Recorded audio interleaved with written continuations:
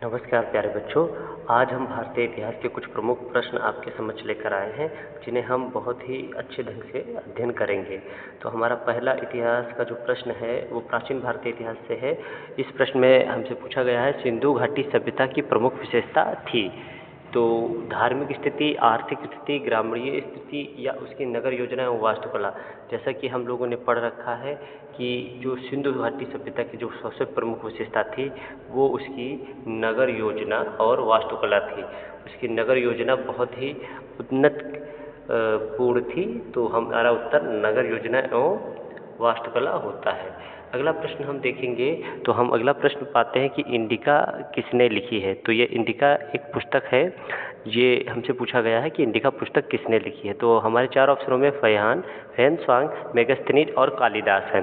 तो हमारा जो सही उत्तर है वो जाएगा मेगास्थनीज के साथ। मेगास्थनीज ने हमारे जो है इंडिका पुस्तक लिखी है। तो मेगास्थनीज इस प्रश्न का सही उत्तर हो जाएगा।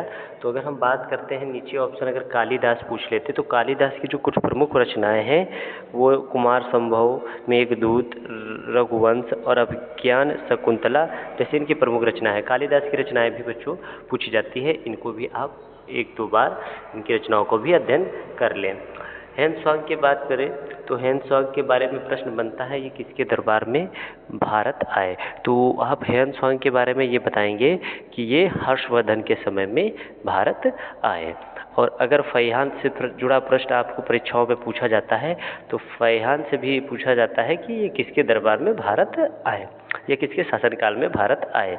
तो आपका जो सही जवाब होगा मेरे प्यारे बच्चों तो वो होगा चंद्रगुप्त द्वितीय, यानी गुप्त वंश में जो चंद्रगुप्त द्वितीय हुए उनके दरबार में फैहान भारत आए। फैहान भारत जो है बौद्ध धर्म के धर्म ग्रंथों का अध्ययन करने हेतु आया था, यह एक चीनी यात्री था। आगे हम अगले प्रश्न की ओर चलते हैं मेरे प्यारे बच्चों। अगले प्रश्न की ओर हम जब चलेंगे तो हमें मिलता है एक प्रश्न सिंधु घाटी से जुड़ा। सिंधु घाटी सभ्यता में सबसे अधिक महत्व किस पशु का था। जी हाँ, हमारे चार ऑप्शनों में गाय, बैल, भैंस और घोड़ा।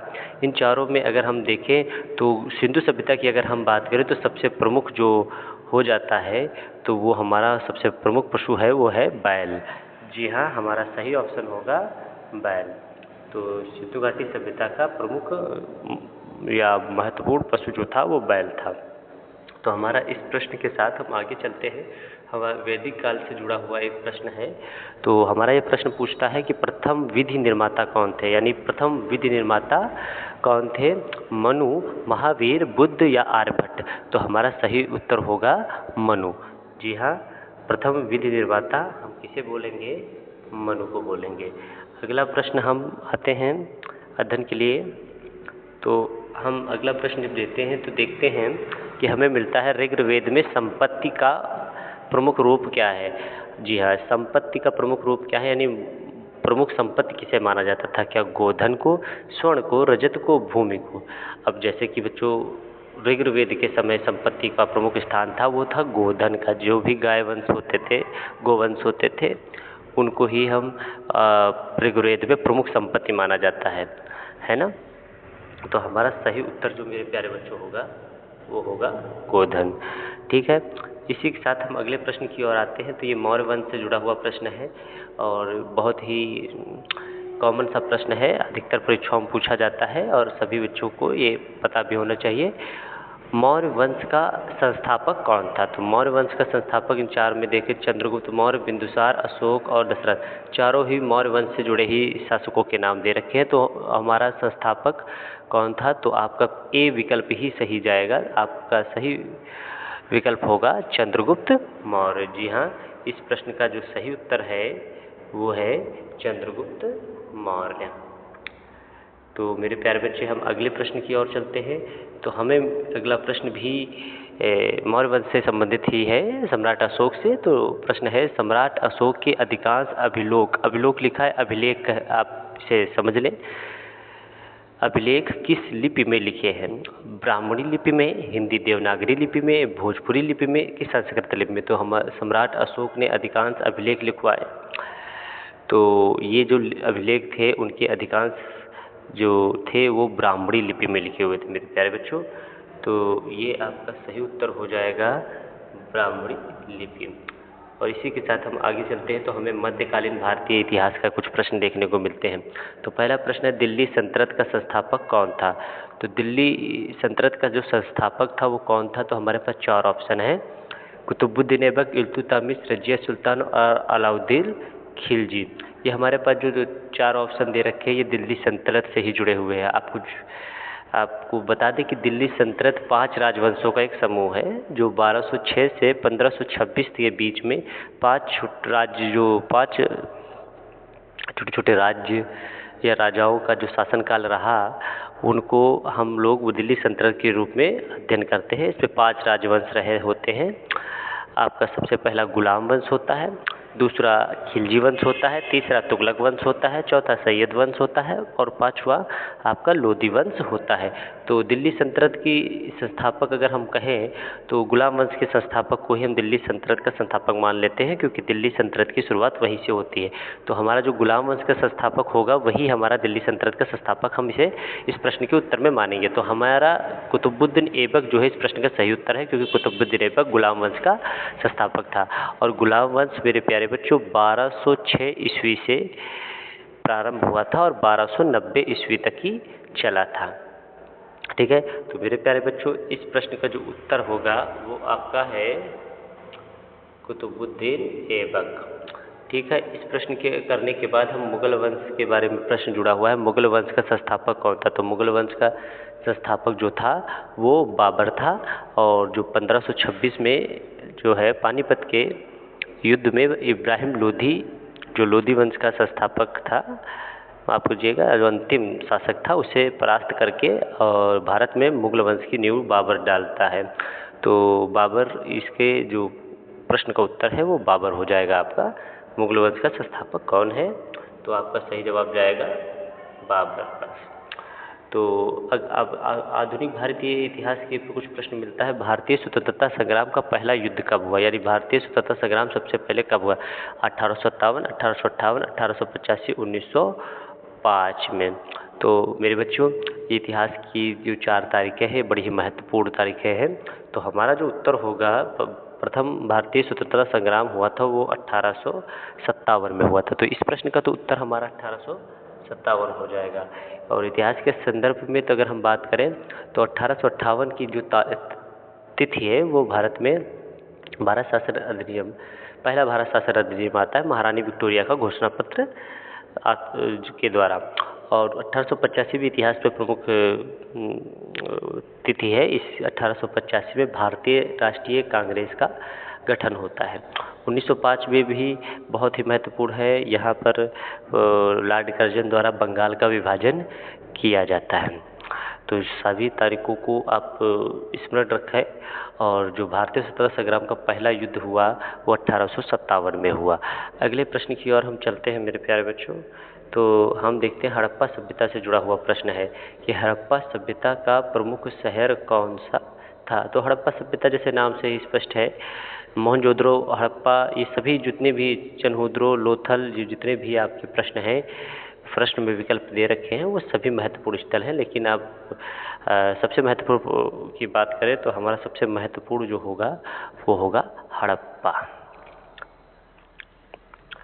तो हमारा सही उत्तर चला जाएगा हड़प्पा की तरफ। तो अब अगले प्रश्न की अगर हम बात करते हैं, आर्य कौन थे? तो आर्य कौन थे इसकी बात करते हैं तो आर्य एक जाति थी, एक धर्म थे, एक भाषा थी, एक संस्कृति। तो आर्य एक जाति थी। तो इसका सही उत्तर है मेरे प्यारे बच्चों, आर्य एक जाति थी। तो एक आर्य एक जाति थी। आगे हम प्रश्न की तरफ चले आते हैं। तो महावीर स्वामी से जुड़ा हुआ प्रश्न है, महावीर स्वामी का जन्म कहाँ हुआ था? तो वैशाली में, कुंडाग्राम में, पाटलिपुत्र में, मगध में। और हमारा जो सही उत्तर होगा मेरे प्यारे बच्चों वो हो जाएगा कुंडाग्राम, यानी महावीर स्वामी का जन्म कुंडाग्राम में हुआ था। आगे की बात करते हैं अगले प्रश्न को।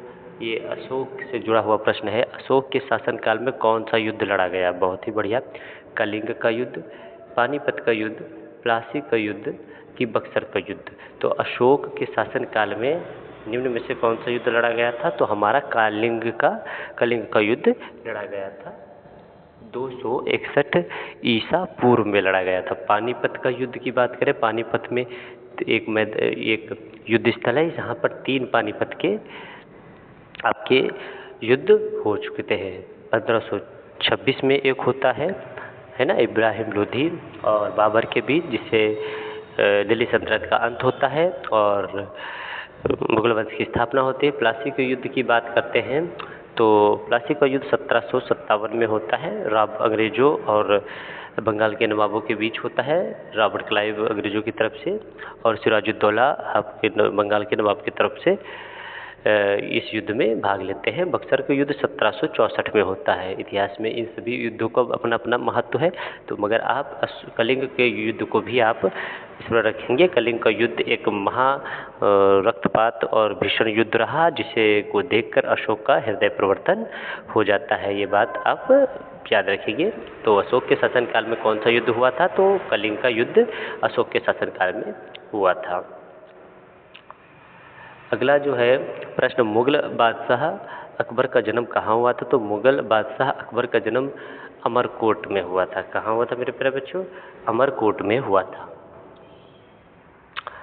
तो अगले प्रश्न की बात हम करते हैं प्यारे बच्चों। तो हमें अगला प्रश्न जो मिल रहा है बेटा, तो वह भारतीय स्वतंत्रता संग्राम के दौरान कौन सा आंदोलन महात्मा गांधी द्वारा शुरू किया गया था? तो ऑप्शन है असहयोग आंदोलन, भारत छोड़ो आंदोलन, साविनय अवज्ञा आंदोलन, कि ये सभी। जी हाँ, जैसा आपको पता है मेरे प्यारे बच्चों, ये तीनों ही आंदोलन जो है गांधी जी से ही जुड़े हुए संबंधित है। तो ये सभी आंदोलन गांधी जी ने भारतीय स्वतंत्रता संग्राम के दौरान छेड़े।